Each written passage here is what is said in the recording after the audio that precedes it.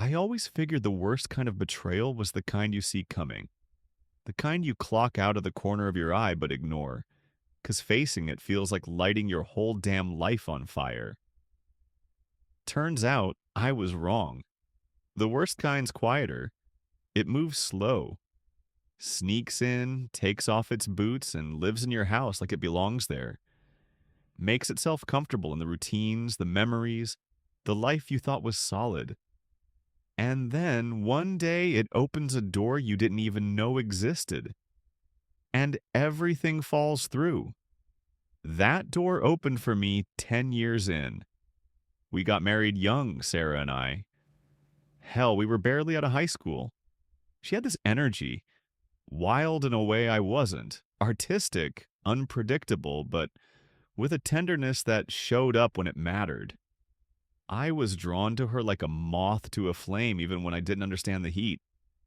We had Liam a year later, our boy, my whole damn world.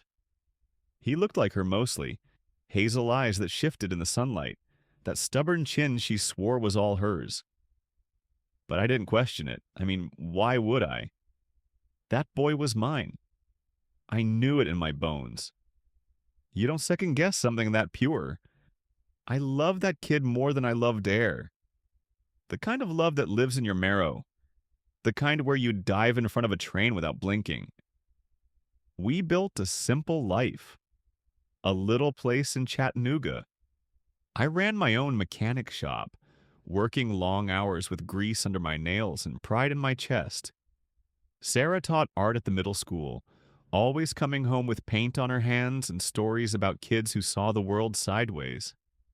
Weekends were cookouts with friends, Sunday morning church where I mostly sat quiet but showed up anyway.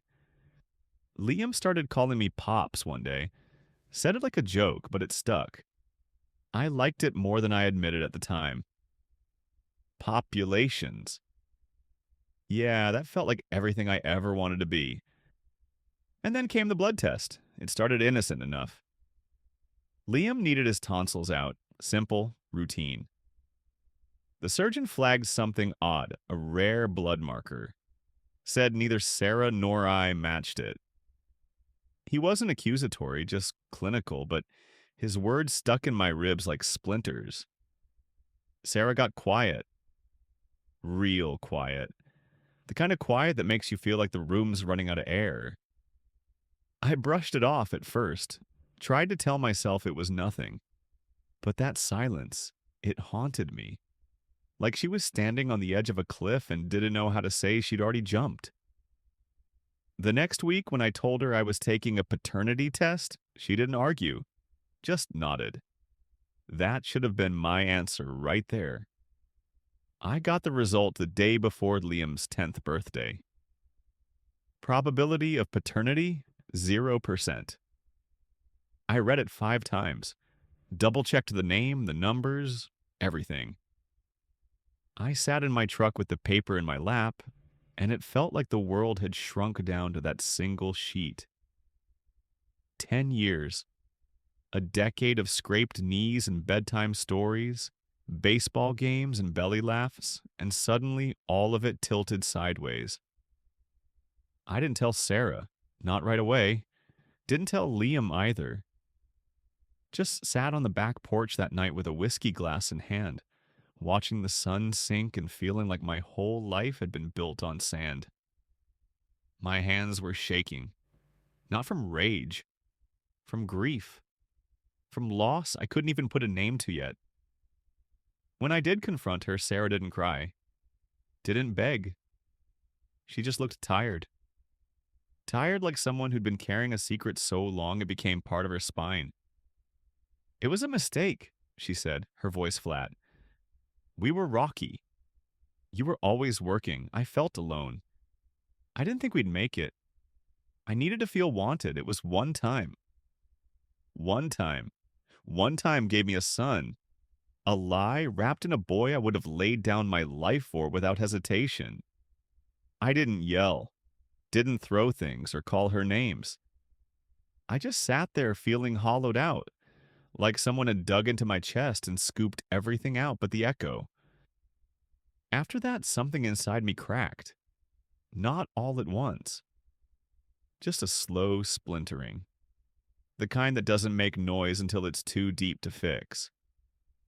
I moved into the guest room, told Liam we were working through some things.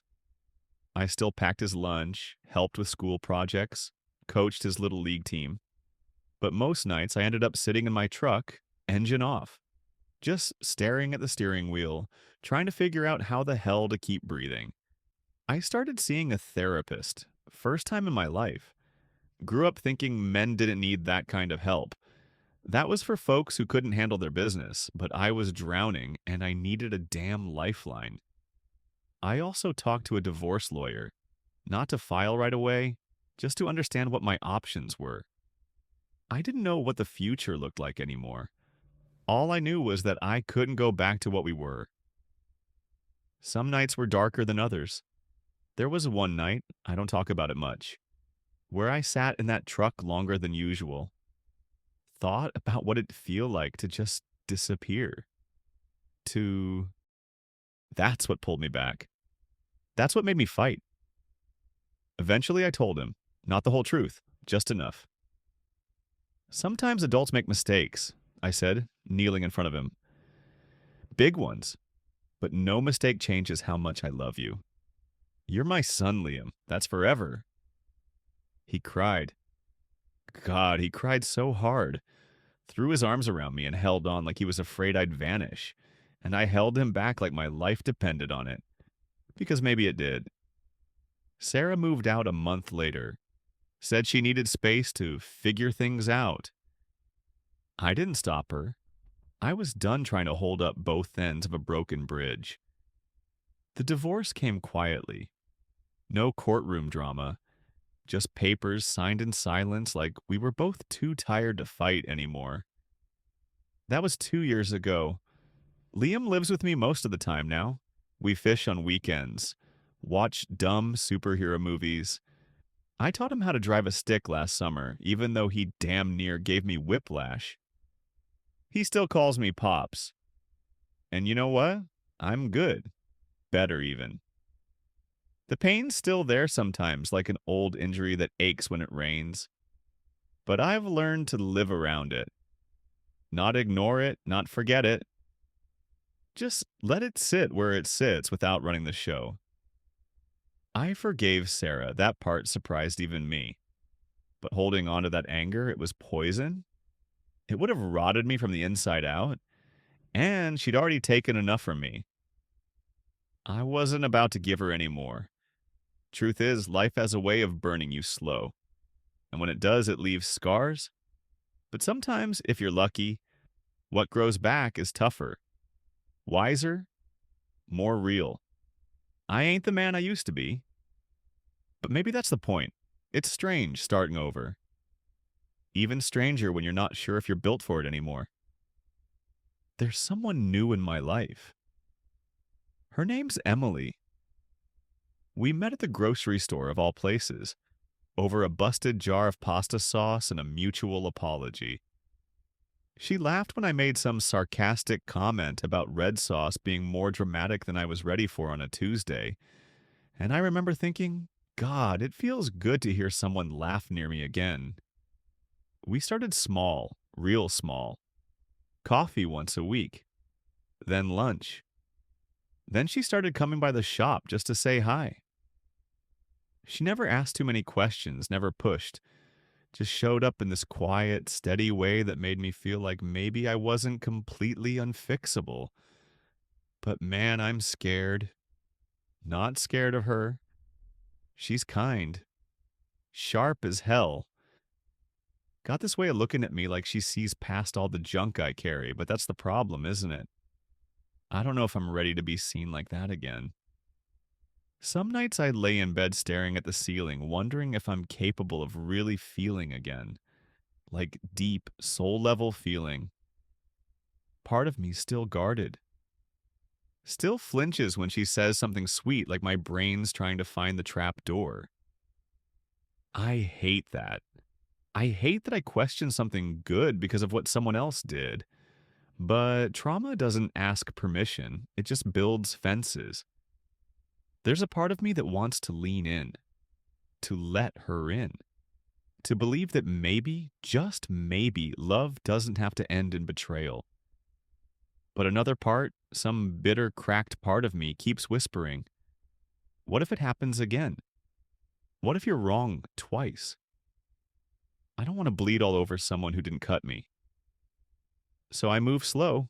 I tell her when I'm feeling off, when the past sneaks up on me, and she listens. She doesn't try to fix it. She just sits in it with me, and I think maybe that's what healing starts to look like. Not some grand gesture, not fireworks, just a soft place to land when your world used to be made of broken glass. I don't know where this is going. I'm not even sure what I'm hoping for, but I know that every time she smiles at me like I'm worth the risk, a small part of me starts to believe it might be true. And for now, maybe that's enough.